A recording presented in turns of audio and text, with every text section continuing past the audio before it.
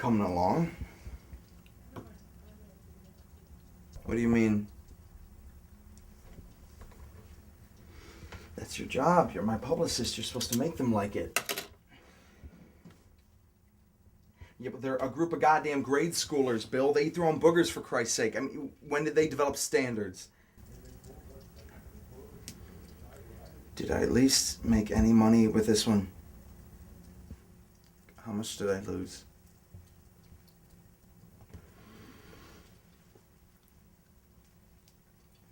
Well, go out there and think of something. Get them to buy it. Do some damage control. Now, what am I supposed to do? Move on to a vampire romance novel? Conspiracy thriller? Need to make rent, man, not make believe. Can't expect the muses to strike me and then just write the next Da Vinci Code. Ladies and gentlemen, we have some breaking news. It has just come to our attention that Senator Gladwell was found dead earlier this morning in his hotel room.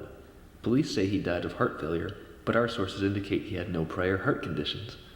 Senator Gladwell was a known associate of the recently deceased CEO of Energy Global, Jimmy Heimer. These two recent deaths, along with the mysterious disappearance of this... Actually, Bill, I gotta go. Muses.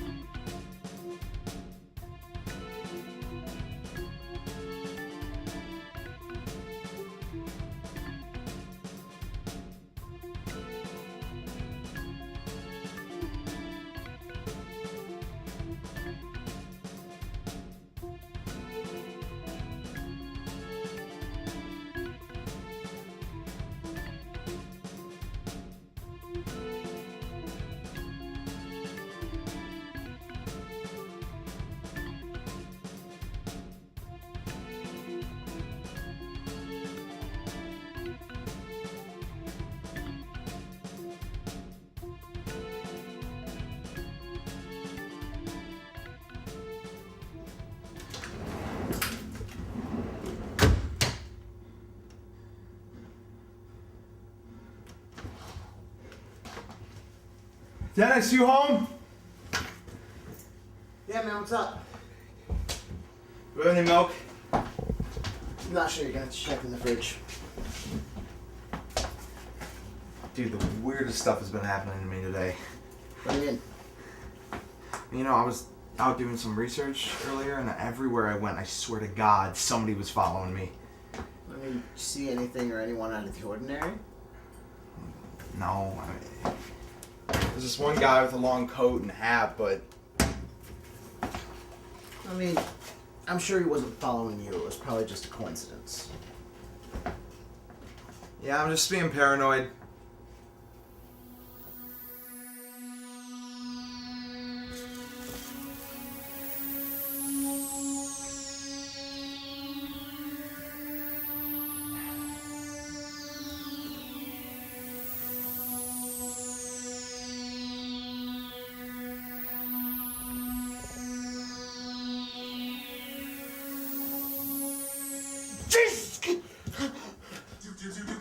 Get up, come on. He was outside my window watching me, man.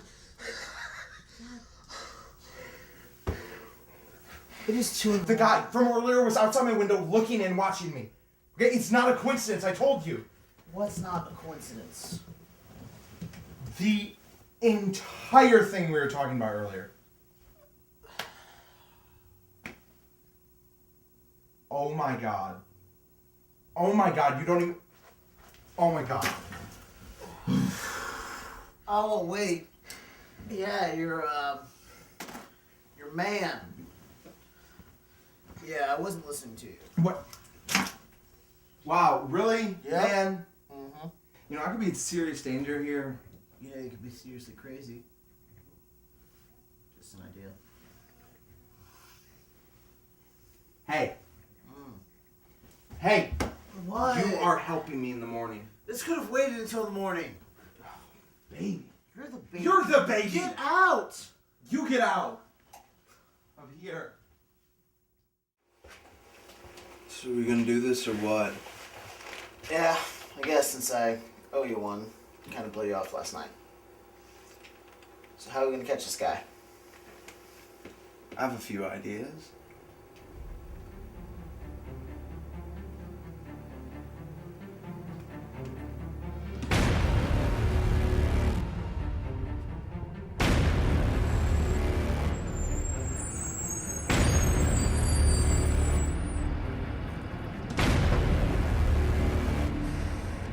Really, man? This is your plan? Can I have my hat back?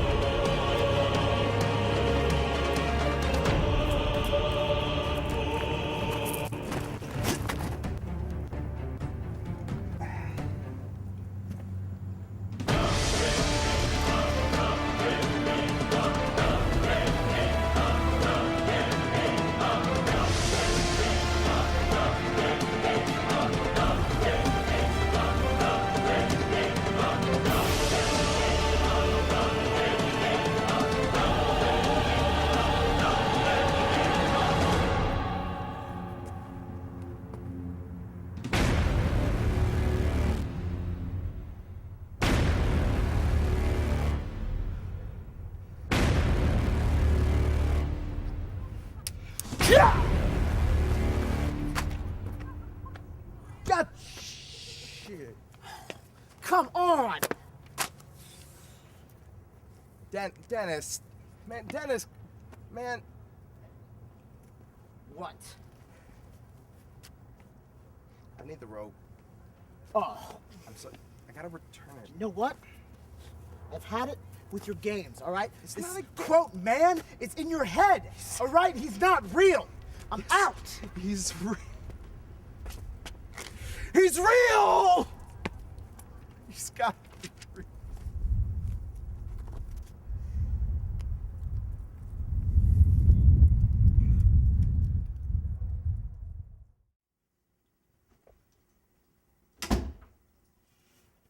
Hey, Dennis. Sorry, man. You were right. It's just in my head. And paranoid, I guess.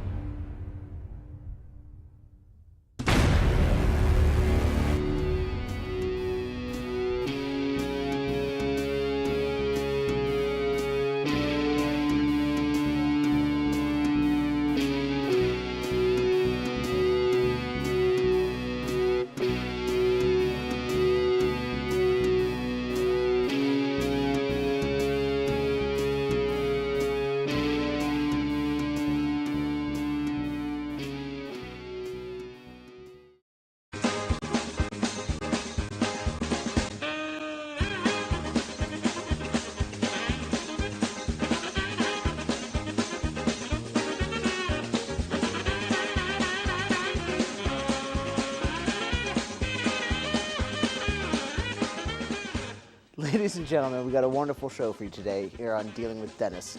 My good buddy and author, Damien Perry.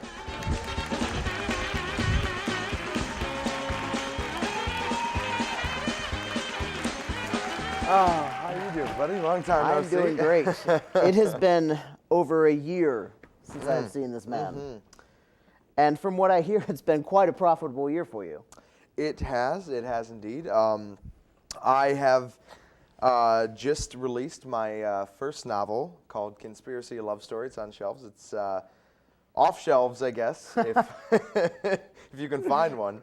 Yeah. So. Yes, it's selling very well. Yes. And from what I understand, you have a follow-up. I do actually. I am working on right now. You can look for it next fall. More conspiracies to fall asleep to. We don't want to get too much into that Right, for right. people who haven't read the first book yet. That's right. Yeah. Why don't you tell us a little synopsis of the first book? Yeah, absolutely. The first book, the idea was to essentially write a conspiracy thriller driven by real life conspiracies from multiple perspectives. I like to think of it as the literary Rashomon of our time, and really, I thought it turned out great. It essentially gives a human angle to these conspiracies and covers them from all the different directions, I guess. Now, I have a weird question. You else is being a conspiracy theorist, Yes. where Yes, do you you could call me think that. where do you think they start? Conspiracies, that is. Well, I think they start with the people. Because a conspiracy isn't a conspiracy until someone, asks a question. It's just a lie. And that's one of the things. One of the things that kind of got me started. As you know, we were rooming together at the time. Yes. I was a children's book author. I had a couple small children's books. One of them, the most successful one, was The Boy Who Could Fly.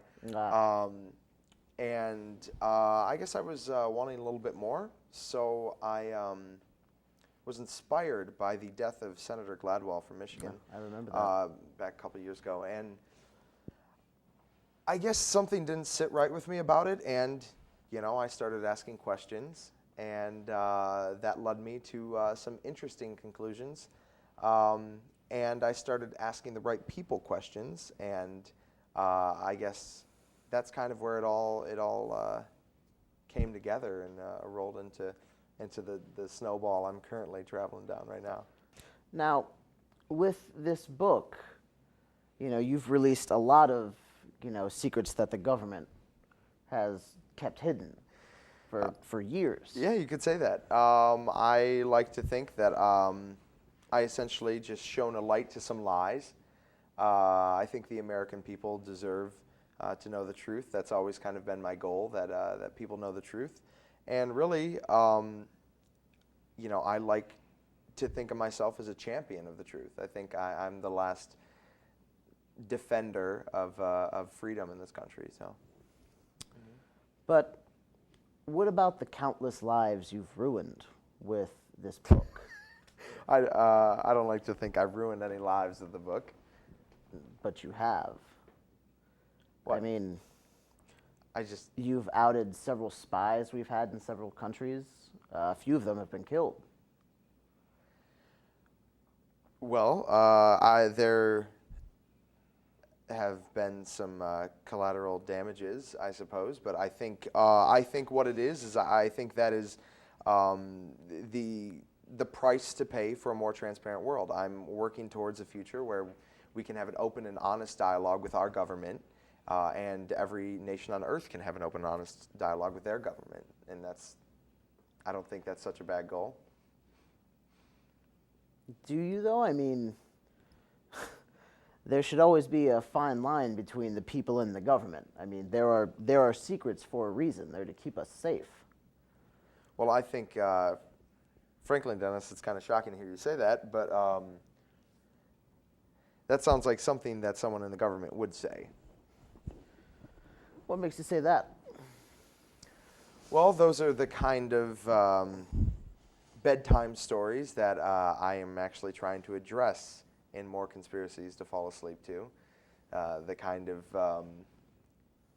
containment lies that the people are told in order to make them comfortable and make them feel safe. But the world isn't safe. The world is scary, and I think we need to acknowledge that, and I am just trying to bring the truth out.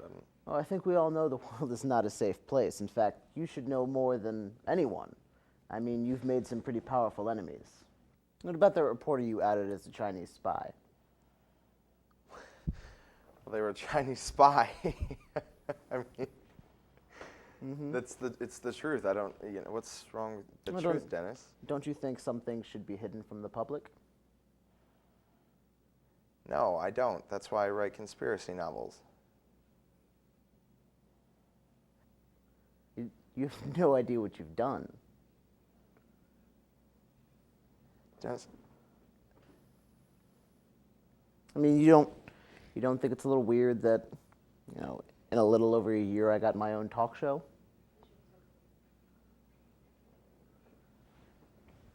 I mean, I guess that's, a was talk show happy for your without a success. studio audience?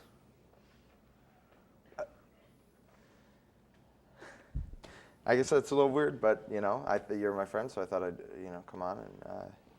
But I really want to, I want to thank you for having me here. It was a really pleasure, Dennis. Great to see you, buddy. And I'm sorry.